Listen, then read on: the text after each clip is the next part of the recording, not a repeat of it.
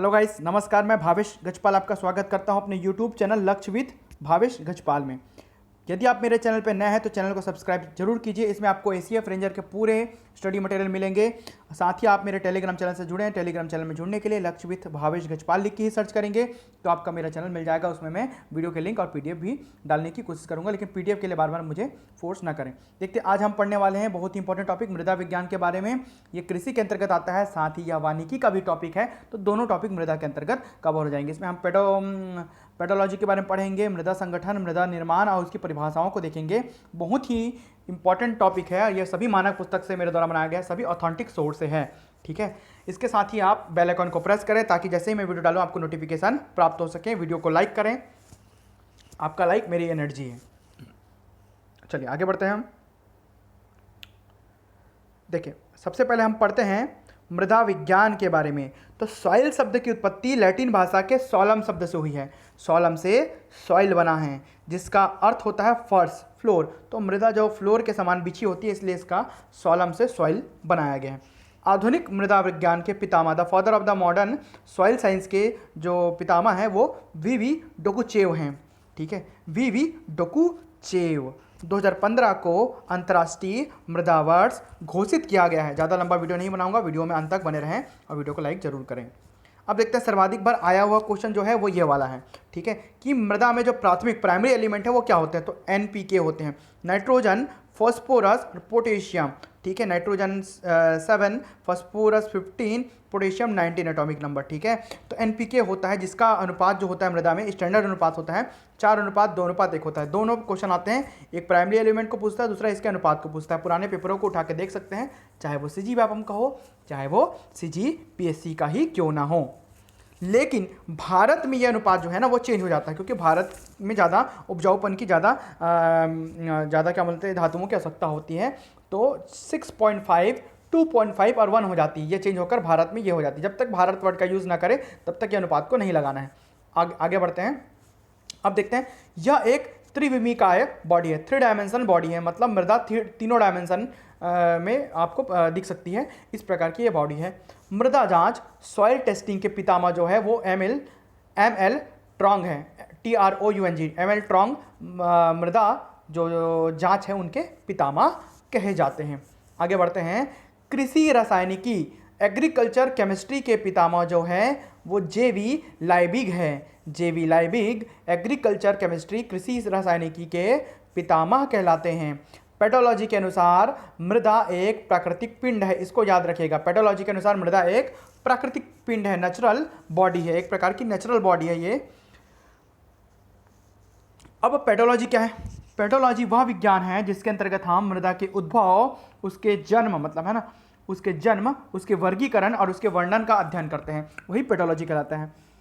अब देखते हैं IISS, Indian institute of soil science, ये जो हेडक्वार्टर है पूरे इंडिया का, इसका हेडक्वार्टर जो है वो भोपाल मध्य प्रदेश में है। मध्य प्रदेश की राजधानी भोपाल, वहाँ इसका हेडक्वार्टर उपस्थित है। परिभाषा देखते हैं मृदा की। मृदा एक परिवर्तनशील प्राकृतिक पिंड है।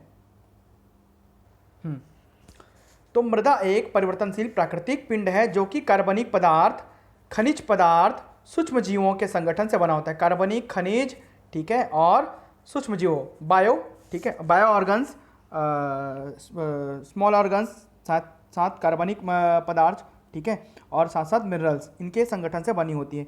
पौधे उगाने के लिए आधार का काम करती है। यह पृथ्वी की ऊपरी सतह बनाती है तथा सभी विशेषताएं जैसे कि पैतृक पदार्थ, जलवायु, जीवन का दीर्घकालीन क्रियाएं के फलन है। फलन मतलब इसके फंक्शन होते हैं।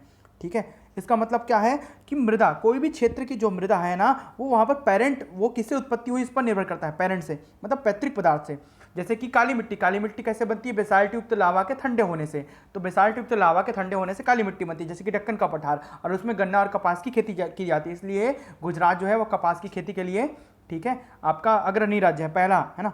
तो उसके पैतृक लक्षणों पर निर्भर करती है कि वो मिट्टी कैसे बनी, उतनी ही वो उपजाऊ होगी। साथ साथ उसकी जलवायु, वहाँ पर की जलवायु कैसी है, ये भी मिट्टी के लिए उत्तरदायी है। साथ साथ वहाँ पर जीवन की दीर्घकालीन क्रियाएं कैसी, वहाँ पर ह्यूमन का इंटरफेरेंस कितना है, वहाँ पर नदियाँ कैसी बहती हैं, वहाँ पर पानी कैसे गिरता है, ये सभी क्रियाएं के फलन होते हैं, फंक्शन होते हैं कौन सी, मृदा। तो मृदा उन सभी चीज़ों पर निर्भर करती है, याद रखेंगे।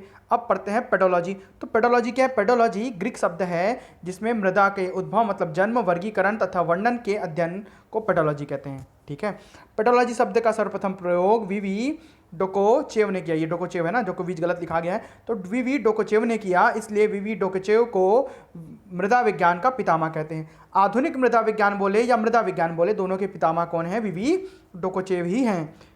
अब पढ़ते हम इडोफोलॉजी के बारे में। इडोफोलॉजी क्या चीज़ है? इस विज्ञान में मृदा के गुणों का अध्ययन, पौधों की वृद्धि, पोषण एवं उपज के संबंध में अध्ययन किया जाता है, इसे इडोफोलॉजी कहते हैं। मृदा के जब गुणों को पढ़ेंगे, पौधों की वृद्धि और पोषण के लिए हम और उसके उपज के बारे में पढ़ेंगे, तो उसको, उस विज्ञान को इडोफोलॉजी कहा जाता है।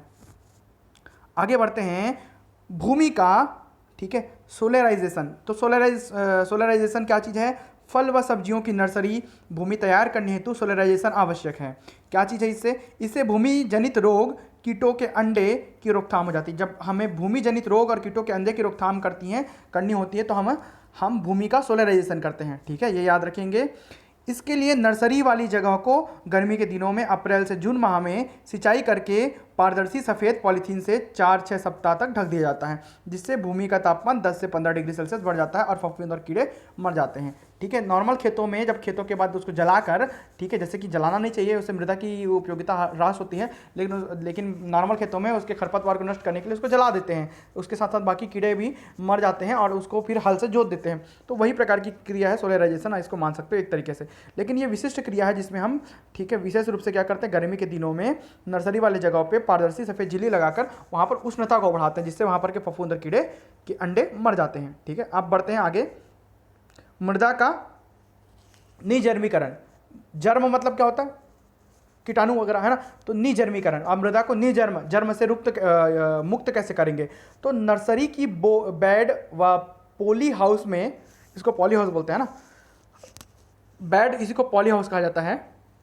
पौधरोपण से पूर्व मृदा को हल्की सिंचित करके फॉर्मेलिन दवा के 1 लीटर प्रति वर्ग मीटर की दर से उपचारित करने, मतलब छिड़क देते हैं, जिससे मृदा में उपस्थित फफूंद, कीट और खरपतवार, ठीक है, सूत्रकृमि नष्ट हो जाता है। मृदा में किस प्रकार की कृमि होती है? सूत्रकृमि, है ना। तो सूत्रकृमि वगैरह नष्ट हो जाती है, तो इसको बोलते हैं मृदा का निजर्मीकरण, उसके जर्म को मार रहे हैं।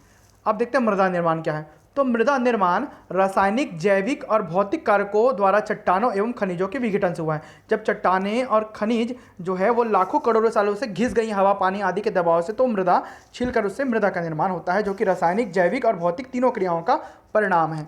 मृदा निर्माण एक धीमी गति की प्रक्रिया है। सामान्यतः 1 इंच मृदा के निर्माण के लिए 800 से 1000 वर्ष लगते हैं, याद रखिएगा। ठीक है, कितने? 800 से 1000 वर्ष लगते हैं। अब देखते हैं मृदा वैज्ञानिक जोफे के अनुसार मृदा निर्माण के प्रमुख कारक, मतलब मृदा कैसे निर्माण होती है उसके 2 कारक हैं, एक सक्रिय जो एक्टिव होते हैं और दूसरा निष्क्रिय जो कि अक्रिय, जिसको बोलते हैं पैसिव एक्टर्स। ठीक है, मतलब अप्रत्यक्ष होते हैं। सक्रिय जलवायु मतलब तापमान, वर्षा, तूफान, हवा, वहाँ पर की जलवायु कैसी है उसके, अगर हवा तूफान ज़्यादा आएगा तो चट्टानें घिसेंगी तो मिट्टी का निर्माण जल्दी होगा। ठीक है, तो तापमान, वर्षा सबसे महत्वपूर्ण कारक होते हैं। जलवायु, जैवमंडल मतलब बायोस्फीयर कैसा है, वहाँ पर का वेजिटेशन कैसा है, माइक्रो ऑर्गन्स कैसे हैं, ऑर्गेनिज्म कैसे हैं, ठीक है, मतलब छोटे छोटे जीव कैसे हैं जो मृदा को उपजाऊ बनाएंगे वहाँ पर। तो ये सभी जैवमंडल और जलवायु, ये दोनों क्या है? सक्रिय कारक है मृदा निर्माण के लिए।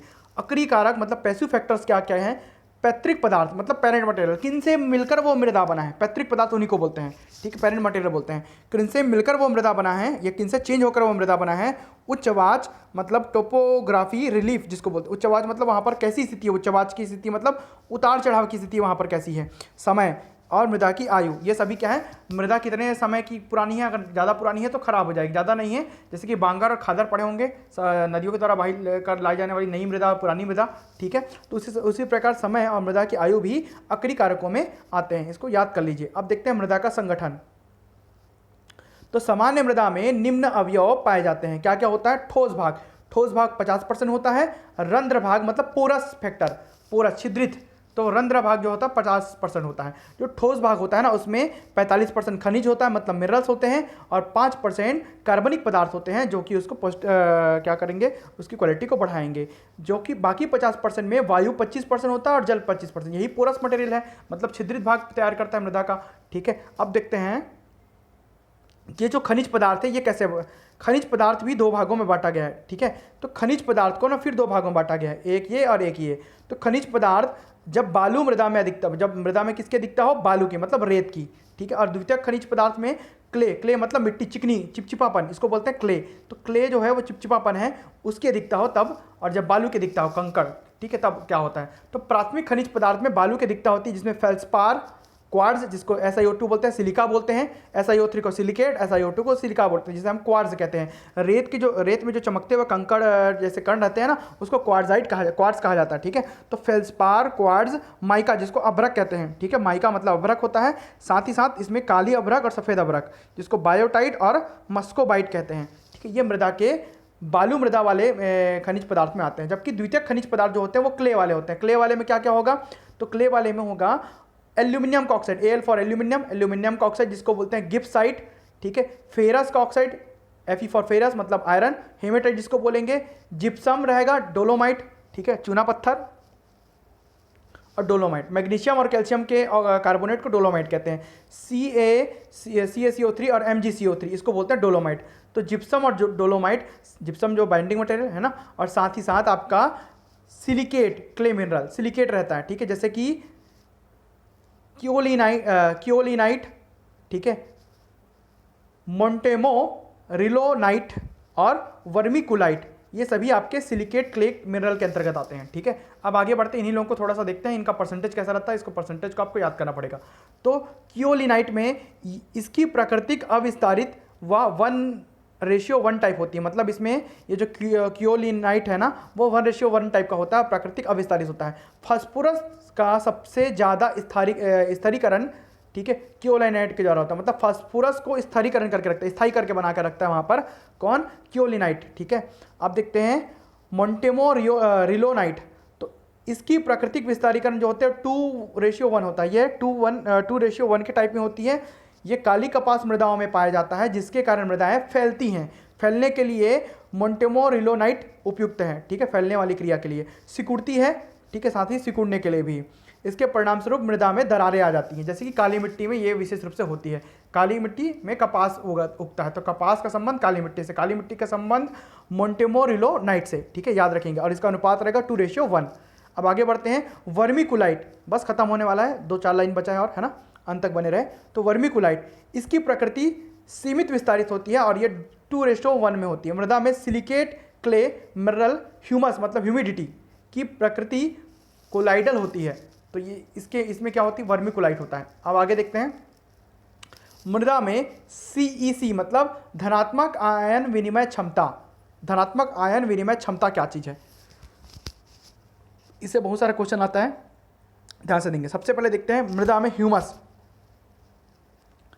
ठीक है, ये ह्यूमस क्या दिखा रहा है, अबाउट 200 दिखा रहा है। ठीक है, उससे कम क्या दिखा रहा है, वर्मिकुलाइट होता है, 100 से 150 के बीच। उससे कम क्या दिखा रहा है, मोंटेमो रिलोनाइट होता है, मतलब 80 से 150 के बीच। ये क्या है, धनात्मक आयन विनिमय क्षमता है। उससे नीचे क्या है, ठीक है, क्योलिनाइट होता है। तो ये याद रखेंगे, ह्यूमस ज़्यादा होता है, उसके बाद वर्मिकुलाइट, उसके बाद मोंटेमो रिलोनाइट, उसके बाद क्योलिनाइट। ठीक है, ये डिक्रीजिंग ऑर्डर में है या डिसेंडिंग ऑर्डर में। ठीक है, अब आगे बढ़ते हैं। पृथ्वी की सतह में सबसे अधिक फेल्सपार, जबकि मृदा में सबसे अधिक क्वार्ट्ज खनिज पाया जाता है। पृथ्वी की जो सतह होती है सरफेस, उसमें फेल्सपार होता है, जबकि मृदा में क्वार्ट्ज खनिज होता है। क्वार्ट्ज मतलब SiO2, सिलिका जिसको रेत बोलते हैं, कंकड़ के कण।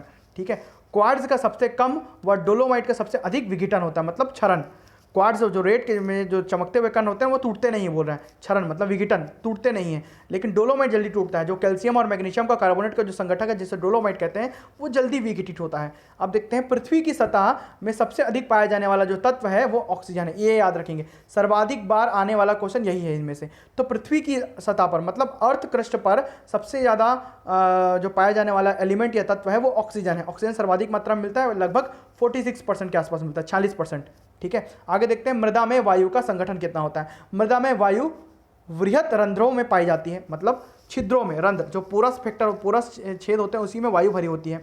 इससे अधिक कुल रंध्रावकाश क्ले मृदा में, इसके बाद सिल्ट व बालू मृदा में होते हैं। ठीक है, आगे मृदा में 10% से कम वायु होने पर जड़ों की वृद्धि रुक जाती है, ये याद रखेंगे। मृदा में अगर 10% से कम वायु हो तो जड़ों की वृद्धि रुक जाएगी।